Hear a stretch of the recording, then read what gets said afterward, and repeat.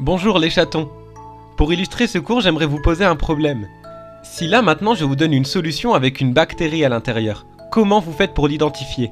Je vous ai posé une colle, hein. Et bah c'est tout le sujet de ce cours. On va voir certaines techniques de laboratoire qu'on utilise pour identifier les bactéries. Je pense que la première chose qui vous passe par la tête, c'est de regarder l'échantillon au microscope. Et effectivement, on peut en tirer des informations intéressantes. C'est pertinent parce que les bactéries, elles peuvent avoir des caractéristiques morphologiques différentes en fonction des espèces. Alors, les bactéries sont présentes sous deux formes majoritaires. Je dis majoritaires parce qu'il y en a d'autres. Il y a les coques, des petites sphères, ou alors les bacilles, qui sont en forme de bâton. Leur organisation dans l'espace va aussi changer en fonction des espèces. Par exemple, certaines d'entre elles forment des chaînes, on appelle ça des streptocoques pour des chaînes de coques ou des streptobacilles pour des chaînes de bacilles. En parallèle des bactéries qui s'organisent en chaînes, on va trouver des bactéries qui s'organisent en grappes, pour les coques ou pour les bacilles. Après, la majorité des bactéries sont isolées, elles ne sont pas rattachées à d'autres bactéries. Alors l'avantage de regarder des bactéries au microscope, c'est que ça nous permet d'avoir des informations sur la bactérie qu'on étudie très rapidement. Maintenant, le problème c'est que c'est pas super pertinent de faire ça parce que sur les millions d'espèces bactériennes qu'il y a, beaucoup ont la même forme. Mais si, il y a une chose qui leur est plus spécifique, c'est leur métabolisme. Autrement dit, les molécules qu'elles sont capables d'utiliser, de dégrader, les molécules qu'elles sont capables de synthétiser. Et ça, c'est beaucoup plus spécifique d'une souche ou alors d'une espèce bactérienne. Ce que vous voyez ici, c'est une galerie API. C'est une espèce de cassette qui va nous permettre d'étudier le métabolisme de la bactérie qu'on va étudier. Je vais vous expliquer comment ça fonctionne. Regardez, j'ai entouré 3 puits en rouge, d'accord? Regardons le premier puits. Dans ce premier puits, il y a un milieu de culture dans lequel on a enlevé un acide aminé qui s'appelle la glycine. D'accord? Donc autrement dit, si la bactérie est capable de se développer dans ce milieu de culture, ça veut dire qu'elle est capable de synthétiser elle-même la glycine, vu qu'il n'y est pas. Dans le deuxième puits que j'ai entouré en rouge, c'est un milieu avec du lactose, et ce milieu devient jaune si jamais la bactérie consomme le lactose qu'il y a à l'intérieur. Et le troisième milieu entouré en rouge, c'est la même chose sauf que c'est du glucose, donc le milieu devient jaune si la bactérie consomme le glucose qu'il y a à l'intérieur. On va mettre la bactérie dans tous les puits et on va attendre 24 heures le temps qu'elle consomme le milieu, etc. Qu'est-ce qu'on observe? Pour le premier puits, le milieu devient trouble. Il était transparent, il devient trouble. Ça, c'est caractéristique d'une croissance bactérienne. Quand un milieu était transparent et qu'il devient trouble, ça veut dire que des bactéries se sont développées à l'intérieur. Autrement dit, cette bactérie est capable de se développer même s'il n'y a pas de glycine dans ce milieu. Elle est capable de synthétiser la glycine elle-même.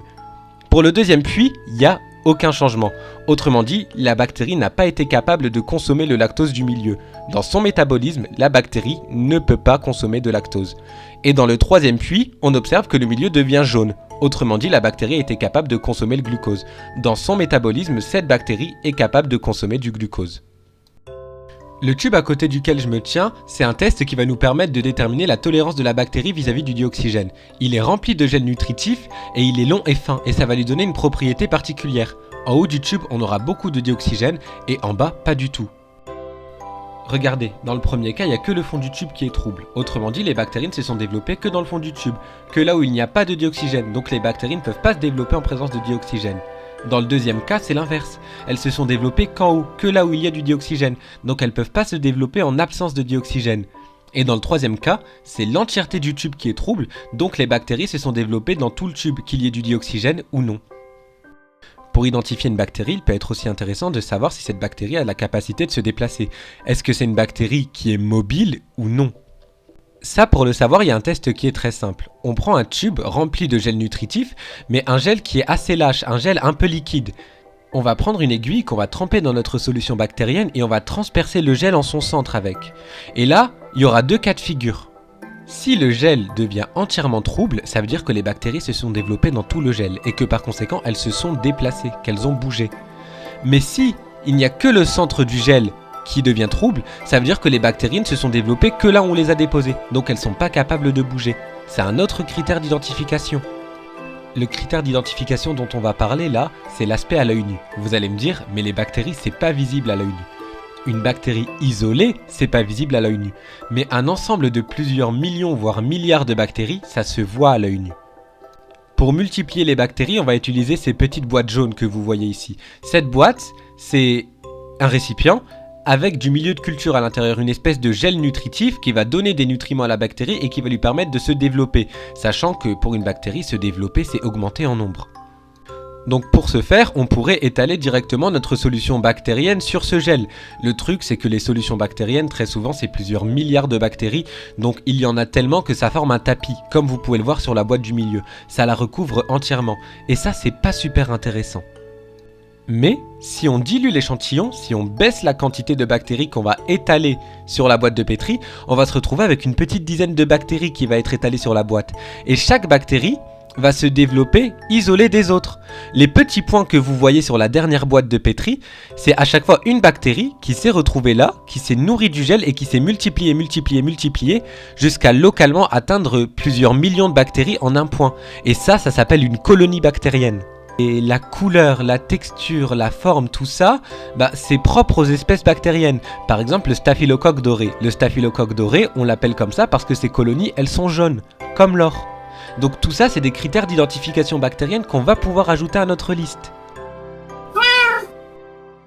Alors ta remarque, elle est super pertinente, chaton. Comment est-ce qu'on fait quand on a plusieurs bactéries dans un seul et même échantillon ? Alors, admettons que j'ai une solution bactérienne avec des bactéries rouges et des bactéries jaunes. Je vais utiliser la technique que je viens de présenter. Autrement, je vais diluer l'échantillon et je vais l'étaler sur une boîte de pétri. Et regardez ce qu'on va obtenir. D'un côté, les bactéries rouges, elles vont faire leur colonie à elles. Et de l'autre côté, les bactéries jaunes, elles vont faire leur colonie à elles aussi. Avec un outil, j'aurai juste à prendre une colonie rouge, en faire une solution et l'étaler sur une boîte de pétri à part. Et j'aurai que des bactéries rouges sur cette boîte de pétri. Et pareil pour la bactérie jaune. Autrement dit, je me retrouverai avec 2 colonies pures. Et à partir de ces cultures pures, je peux faire tous les tests que j'ai présentés dans la vidéo, même s'il y en a encore plein d'autres que j'ai pas présentés. Pour ma part, le cours s'arrête là, les chatons. J'espère avoir été le plus explicite possible et n'hésitez pas à poser vos questions en commentaire. Voilà!